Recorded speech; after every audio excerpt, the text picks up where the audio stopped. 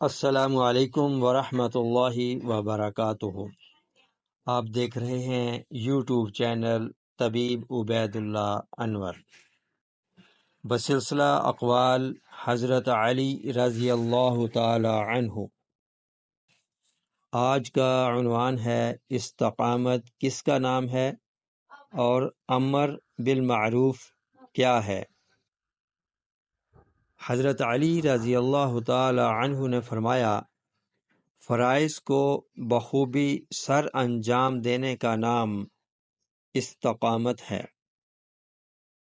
حضرت علی رضی اللہ تعالی عنہ نے فرمایا، سلامتی سے بڑھ کر بچاؤ کا سبب زیادہ مضبوط اور مستحکم نہیں، اور استقامت سے بڑھ کر شرافت کا کوئی مصلح اور مددگار نہیں۔ حضرت علی رضی اللہ تعالی عنہ نے فرمایا، جو شخص سلامتی کا طلبگار ہے وہ شریعت کی راہ پر مستقیم رہتا ہے۔ حضرت علی رضی اللہ تعالی عنہ نے فرمایا، استقامت میں سلامتی اور بڑائی میں ندامت ہے۔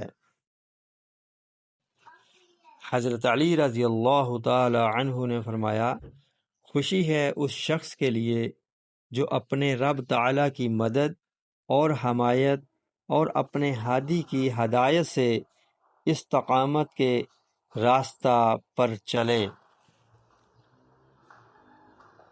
حضرت علی رضی اللہ تعالی عنہ نے فرمایا، استقامت کی راہ کو لازم پکڑ، کیونکہ وہ آخرت کی عزت حاصل کراتی اور وہاں کی ندامت سے بچاتی ہے۔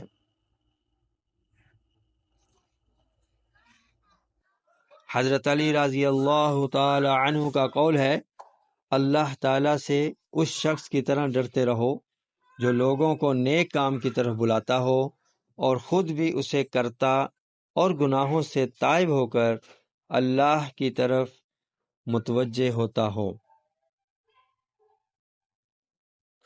حضرت علی رضی اللہ تعالی عنہ کا قول ہے، لوگوں کو نیکی کی باتوں کا حکم دے اور برے کاموں سے انہیں منع کر، اور جو تجھ سے قطع کرے اس سے ربط رکھ، اور جو تجھے محروم رکھے تو اسے اپنی عطا سے محروم نہ رکھ۔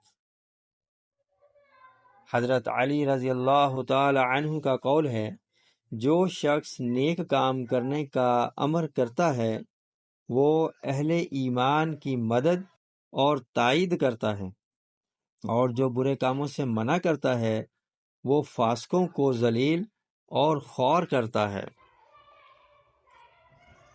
حضرت علی رضی اللہ تعالی عنہ کا قول ہے، دین کا اہتمام اس طرح ہو سکتا ہے کہ تو اپنے بھائی کو اللہ تعالی کی طرف کے لیے تائید کرے اور اسے گناہوں سے ہٹائے اور اسے اکثر اس بارے میں ملامت کرتا رہے۔ حضرت علی رضی اللہ تعالی عنہ کا قول ہے، اگر کسی بات میں آگے بڑھنا چاہتے ہو تو اللہ تعالی کی حدیں قائم کرنے اور امر بالمعروف میں آگے بڑھو۔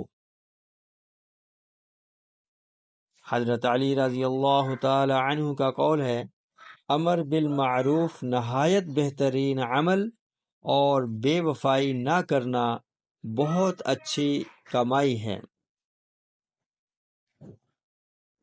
ویڈیو پسند آئے تو لائک، شیئر اور سبسکرائب ضرور کیجیے۔